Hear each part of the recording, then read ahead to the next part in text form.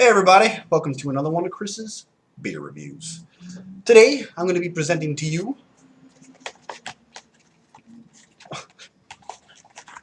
one of the above. Let's debate about it. When I want to get my welly on, am I going to want to try a special pale ale or am I going to want to try a best bitter? Well, I'm feeling a bit blue, so I'm going to be trying the best bitter. The only problem is I sat down without grabbing a glass. And the glass is just literally right here. So while I grab this glass, you can hear my voice as I'm returning. That's how not boring that was for you. Alright, so listen, we got a Wellington Arkell special bitter brew here. I don't know what that guy's face has to do with anything. You got kind of like a charted map in the background. It's very old-fashioned looking, so it's not really meant to be able to read and figure out where the heck it is. It's a 473 milliliter bottle or can at 4% ABV, and this was brewed in the Wellington County of Guelph, Ontario. And Wellington was called to become Prime Minister of Great Britain and Ireland by George V in 1828 and served with distinction in that capacity until 1830. So this guy was around for 3 years and his face ends up on a can. That's all you're telling me. You know, he probably accomplished something and I'm not sure what it is, but you know, I just thought I'd throw that out there. I'm a little worried. On the side of this can, there's a couple stains, beer stains around the cap, so I don't know if this leaked or maybe one of the other cans leaked. I've already had two and they were great. So yeah, let's give this a shot. We got a hobgoblin glass here, pint glass, and see how she blows. All right, no smoke. It looks okay. There's carbonation in there. Let's see how it pours. Yep, carbonation going strong. Maybe I don't know. I don't know where that came from then. But you know, it's not too carbonated. All right, we got about a two. Whoa, okay, now it is. We got about a 2-finger head there.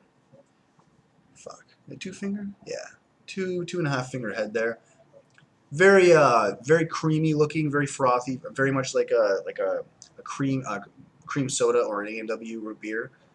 Sorry, I keep bringing those up over and over again. As you can tell from this beer, it looks very much kind of like an IPA, even though we're not dealing with an IPA here. You got a very light colored, copper tone looking color, and this head is kind of like a little bit of an off-white, just very little. I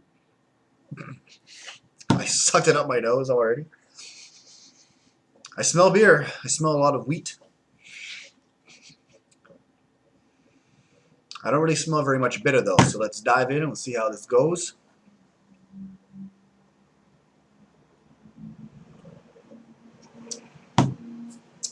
Awesome. Awesome beer. I don't know if I can consider this a bitter. It's got a very, very, very malty aftertaste. The up front is very, very smooth, like a traditional lager, and then the back end is very, very, very, I guess you could kind of say malty and nutty. They don't really have any ingredients written on the back here. It says a refreshing amber session ale with a balanced, smooth finish. It does have a smooth finish. Very smooth all the way, all around.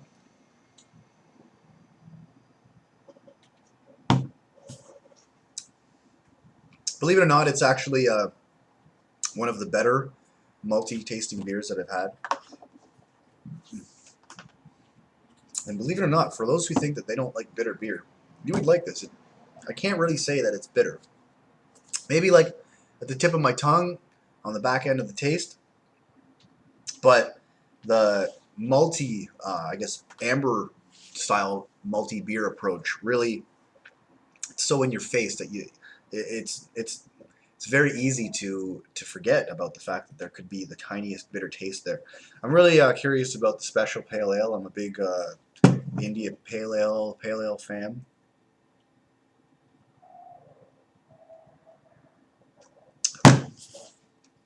Yeah, it's great. We got some good lace, very playful lace.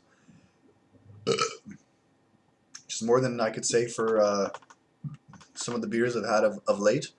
And I tell you, this is going to taste all the way good from the top to the bottom. Now, I'm going to have to buy this 4-pack again because I kind of dipped into it a bit. But I'll give you a quick little insight. There was a wheat ale and there was a dark ale. The wheat ale, I did not expect to like whatsoever, but it turned out to be quite the surprise. It was great. The carbonation in the beer actually, how do I put it? It actually complemented the beer. You're actually looking forward to every taste because of the way that it went down. So I'm very surprised by Wells. Wells, Wellington, Welly, whatever you want to call it. Yeah, it's not even Wells, it's Welly. Wells is a complete other company. And to be honest with you, I thought I had these beers a long time ago because of the style, like the picture of the dude on the front.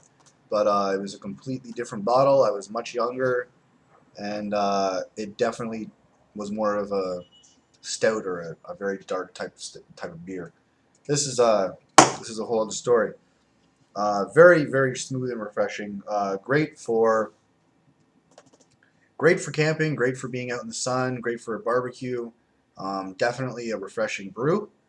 And I'd say it's well worth, the whole 4-pack is well worth the $9.95 it cost for 4 cans at 473 milliliters per pop. What would I rate this brew?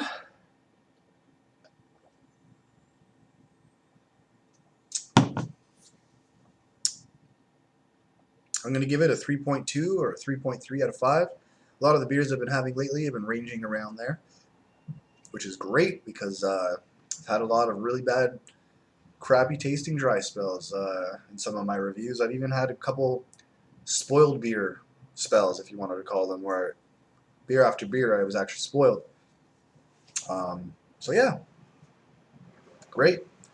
All right, thanks for joining me on another one of Chris's one-taker beer reviews. And don't drink and drive, but drink responsibly. Cheers.